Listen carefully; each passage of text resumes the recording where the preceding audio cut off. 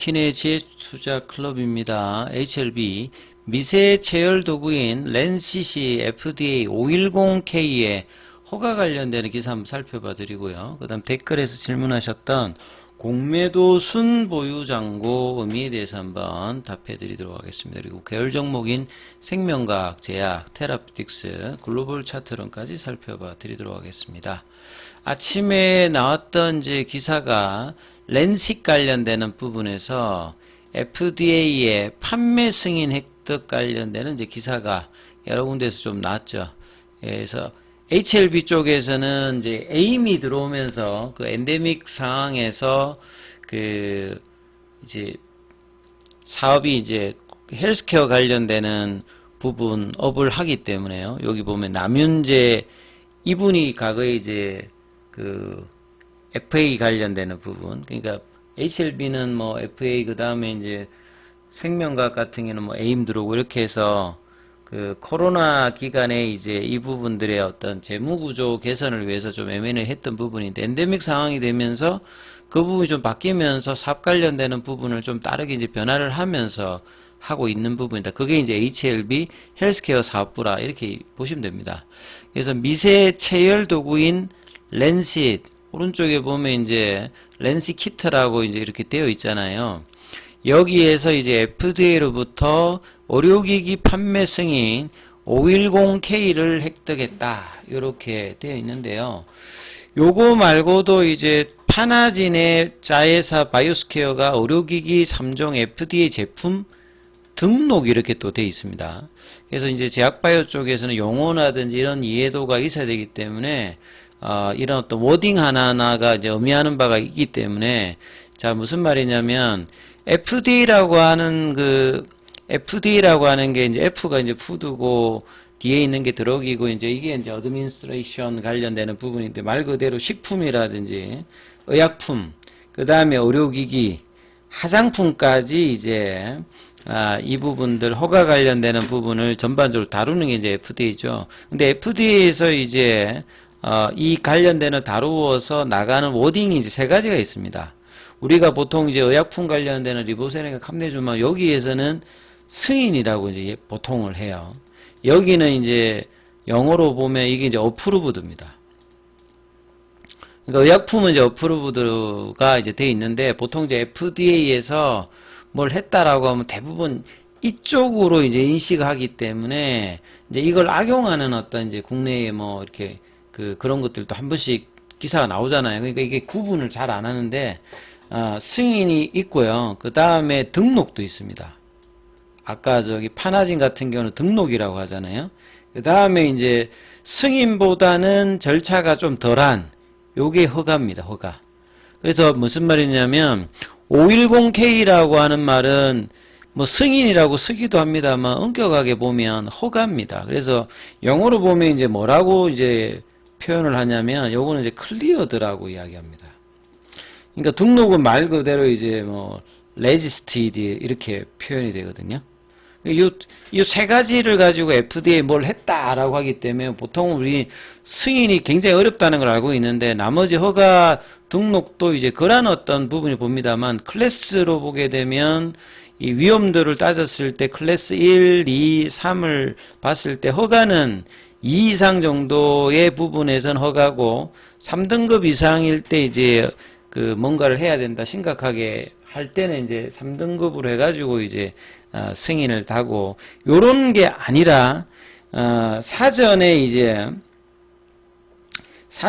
등록하는 게 있거든요. 그러니까 파나진에서 이제 FDA 등록을 했다는 말은 뭐 기업 정보라든지 어떤 기업에서 제품 정보가 이제 스펙이 어떻다. 그 다음에 이걸 만들어내는 공장이 어떻다. 그렇게 해서 그냥 올리는 겁니다. 이거는.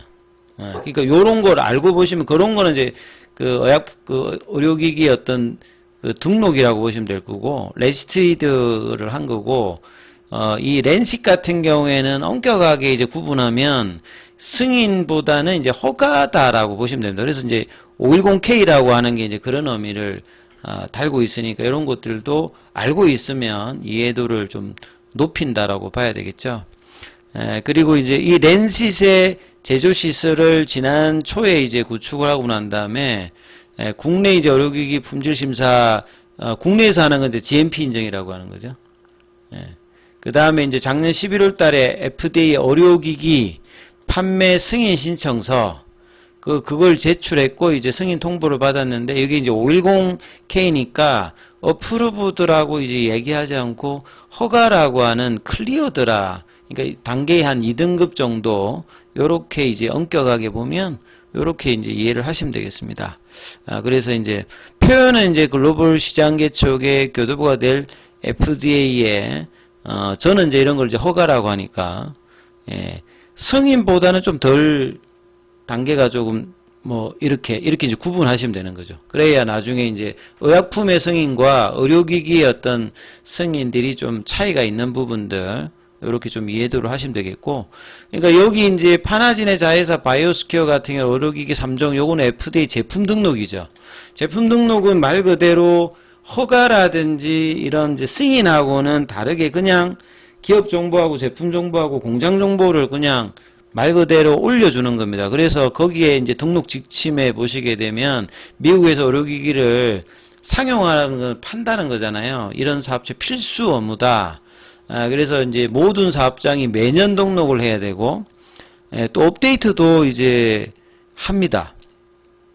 그리고 이제 네 번째가 이제 시설 등록식이 있는데, 초기 등록, 그 다음에 연간 등록, 그러니까 매년 FDA 시설 등록 및 목록 정보를 또 업데이트 해줘야 된다는 거죠.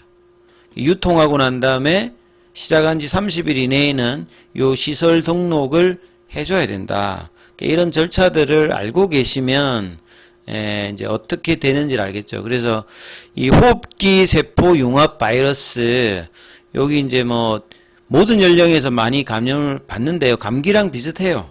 감기랑 비슷하고 급성 호흡기 이제 감염 관련되는 부분인데 보통 감기도 며칠 있으면 남듯이 여기도 한 1, 2주는 남는데 증상이 이제 사람마다 좀 다르다. 그래서 이제 이 컨텀닷 기술을 이용해 가지고 이 바이오스퀘어 관련되는 부분이 이제 이 나노 수준으로 이제 검출할 수 있는 컨텀팩 플랫폼을 개발한 상황이거든요. 그래서 보시면 여기는 이제 뭐라고 하냐면 이번 등록은 미국 시장 진출을 첫 발을 내디뎠다.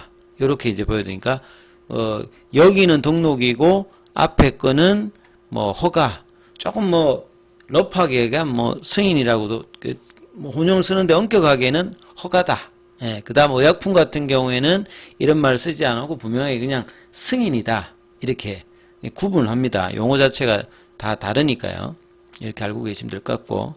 자, 그 다음에 이제 이 질문하셨던 분 중에서 렉스리 3632님께서 공매도 관련되는 질문인데 1월 15일에 보면 전일 대비 공매도 거래량은 53만 주 증가했는데 당일 이제 공매도 거래량을 보면 업틱률 예외밖에는 없다. 그래서 근데 어떻게 이제 공매도 거래량이 이렇게 늘어날 수가 있느냐 이런 걸 이제 물어보시잖아요. 그래서 보통 이제 여기 보면 이제 공매도 거래량이 있잖아요. 여기 공매도 거래량은 이렇습니다. 앞서 이야기하셨던 공매도 1월 15일로 들어가서 보면 1월 15일로 들어가서 보시게 되면 공매도 거래량은 이것밖에 안 됩니다. 그러니까 53만 주는 아니고 그냥 지금 공매도가 금지되어 있으니까 실제로 이제 공매도가 되는 것은 예외로 이제 업틱률 예외라든지 시장 조성자라든지 이 부분밖에는 안 되죠. 유동성 공급자가 할 수 있는. 그런데 이제 우리 많은 개인 투자자들이 이해가 조금 힘들어 하시는 분들이 뭐냐면 이거죠, 이거. 공매도 순보유잔고. 그러니까 공매도 순보유잔고나 공매도 잔고나 동일한 내용이라고 보시면 됩니다. 그래서 보시게 되면 공매도가 금지되어 있는데 이렇게 공매도가 보시게 되면 늘 변하잖아요. 늘 변하지 않습니까? 실제 이제 예외로 했던 거 몇천 주 왔다 갔다 하는데 여기는 보면 290만 주 되었다가 250만 주 때까지 떨어졌다가 다시 또 잔고가 290만 주, 300만 주 때도 되고 이러잖아요. 그러니까 이게 도대체 어떤 의미인지 이걸 설명해 드리면 될 것 같은데 그래서 공매도 이제 순보유 잔고랑 실질적으로 이제 공매도 잔고를 동일하게 봅니다. 근데 이제 이게 앞에 순이 되어 있으니까 네트 개념인데 어떤 거냐면 공매도를 하기 위해서 빌려온 주식이 있겠죠. 빌려온 주식에서 공매도를 하려고 빌려온 그 주식에서 지금 남아있는 주식을 뺀 게 이제 공매도 순보유 잔고거든요. 그럼 이건 이제 뒤에 들어가는 거는 이제 주식 그 보유 잔고고요. 그다음 앞에 거는 이제 빌려온 겁니다. 빌려온 거. 근데 지금은 이제 공매도가 금지되었으니까 공매도를 하기 위해서 이제 빌려오는 물량은 많이 없을 거 아니에요. 그러니까 대차 거래를 발생을 할 수 있는데 보통은 대차 거래를 하면 공매도를 하기 위해서 빌려오는데 공매도가 안 되니까 여기에 있는 이제 포지션, 이 포지션은 변화가 없을 거란 말이에요. 공매도가 안 되니까 빌려와가 공매도를 못 때리니까 그러면 뒤에 있는 그 보유하고 있는 주식이 매수하느냐 매도하느냐에 따라서 이제 순보유 잔고가 바뀌는 거거든요. 그럼 무슨 말이냐면 현물에서 매도를 하잖아요. 그럼 매도를 하게 되면 여기에 있는 것보다 주식 보유 잔고가 매도를 하면 더 줄겠죠. 그러면 뭐냐면 그 앞에 거는 그대로 있는데 뒤에서 빼는 것 자체가 기존보다 작아지니까 이 순보유 잔고는 커지게 되는 겁니다.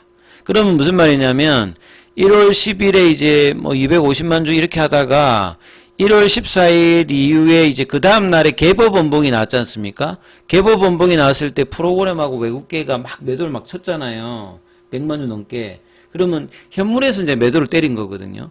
현물에서 매도를 때리면 그 공매도를 가지고 있는 공매도는 그대로인데 보유하고 있는 주식수에서 매도를 때려버렸으니까 이렇게 잔고가 증가되는 겁니다. 그럼 반대로 가면 공매도 순보유 잔고가 줄려고 하면 공매도는 그대로 있는데 가지고 있는 공매도를 하기 위해서 빌려온 거 이거는 뭐 그대로 있다고 보면 공매도를 못 치니까 현물 보유에서 매수를 하잖아요. 매수를 하게 되면 여기에 기존에 있던 주식보다 더 많아지겠죠. 그러면 빼는 부분이 증가가 되면 전체 순보유 잔고는 줄게 되겠죠. 요렇게 이제 뭐 개괄적으로 이해하시면 돼요. 그러니까 현물에서 뭔가를 프로그램과 외국계가 막 때린다, 매도를 해버린다. 그러면 공매도 순보유 잔고는 늘어나는 거고요. 그러니까 공매도를 하지 않아도 이 잔고 개념은 현물 어떤 이제 매수 매도하냐에 따라서 등락을 하는 구조다. 이렇게 이해를 하시면 되겠습니다. 이게 많은 분들이 많이 헷갈리는 어떤 부분들이거든요. 그러니까 업틱룰 예외로 이게 바뀌는 게 아니라 그 부분은 크게 영향을 주지 않고 현물에서 어떻게 현물에서 매도를 하게 되면 잔고가 이게 늘어나는 거고요. 순보유 잔고가. 그다음 여기를 현물에서 매수를 해버리면 공매도 순보유 잔고 자체가 줍니다. 예, 그러니까 이제 장중에 이제 프로그램이나 외국계 들어가게 되면 급등했을 때 이러면 숏커버링이 들어오는 거죠. 공매도 입장에서는. 공매도 입장에서 사준다기보다는 뭔가 올라갈 걸 대비해서 빨리 팔아서 자기 포지션을 정리를 하기 위해서 현물로 이제 커버링만 나오고 공매도를 못 치니까 밑에 가기 위해서 현물을 샀다가 팔았다 하면서 잔고를 왔다 갔다 하게 시킨다. 이렇게 이해를 하시면 되실 것 같습니다. 자, 그리고 또 이제 뭐 질문하셨던 분들이 이노베이션도 좀 올려주세요 했는데, 이노베이션은 이제 크게 보면 한 3년, 4년 정도 보시면 장기 투자로는 괜찮아요. 왜냐하면 이제 카티 관련되는 시장이 아마 고용암 쪽으로 향후에 몇 년 이내에 이제 뭐 성과가 나타나게 되면 지금은 희귀암 쪽인 혈액암 쪽밖에 없고 약가가 고가고 효과 대비해서 지금 이제 치료품 자체가 그렇게 다양하지가 않은데 이 지금 빅파마가 많이 투자를 하고 있기 때문에 이노베이션의 베리스모 같은 경우에도 2028년도에 이제 임상이 끝나기 때문에 일상이 중간 데이터가 어떨지 모르겠습니다만 3, 4년 정도 뒤에는 좋은 어떤 흐름을 볼 수 있기 때문에 장기 투자자들은 이노베이션에 관심도 근데 이노베이션을 사가지고 단기로 뭔가를 하려고 하면 좀 쉽지는 않을 거고요. 움직임은 나타나더라도 제대로 뭐 성과를 내시려고 하면 3년 이상의 어떤 투자가 필요하다. 이렇게 보시면 될 것 같고. 그리고 많은 분들이 제가 텔레그램방 이제 뭐 안내를 해드리니까 이게 이제 뭐 댓글창에 올려주세요. 뭐 이렇게 해서 제가 해당 영상들, 지금부터 나가는 영상들의 이제 설명란에 보면 요 주소창이 아마 링크로 아마 게재가 되어 있을 때 참고하시고, 그 다음에 기타 뭐 문의가 있으시면 요 전화번호로 문자를 남기시면 또 제가 설명을 해 드립니다. 참고하시면 될 것 같고요. 그래서 HLB는 오늘 4% 양봉이 나왔고, 그러니까 HLB가 가장 주도를 했죠. 그 다음에 뭐 삼성 종목까지 내려가면 파나진이 5%고 이노베이션도 한 4%. 근데 여기는 아직 시가총액이나 거래량이 그렇게 크진 않습니다.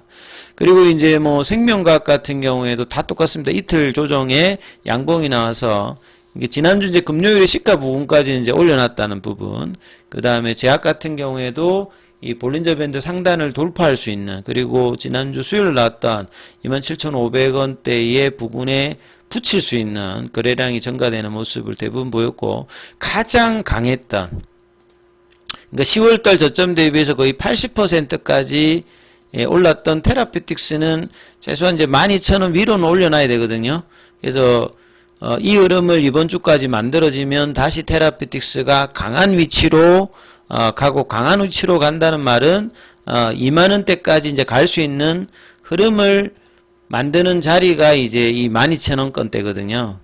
그래서 이 흐름들을 만드는지를 봐야 되고요. 글로벌 같은 경우에도 지금 이번에 이제 파동에서는 제일 세였죠. 장중에 20%가 넘게 이제 올라갔기 때문에 아침에 거래량 터지면서, 그리고 여기도 이제 한 4,500원권인데 이 볼린저 밴드 상단 가격 자체가 4,800원 선 정도입니다. 그래서 한 300원 정도 더 올려주면, 그러니까 뭐 한 7% 이상 정도 흐름을 남은 수요일, 목요일, 금요일 이 흐름을 만들어내느냐, 그러면 이 CMC 관련되는 기대감을 시장이 반영하는 모습으로 움직인다. 거래량이 터지면서 움직이면 이 흐름들을 참조하시면서 챙겨보시기 바라겠습니다.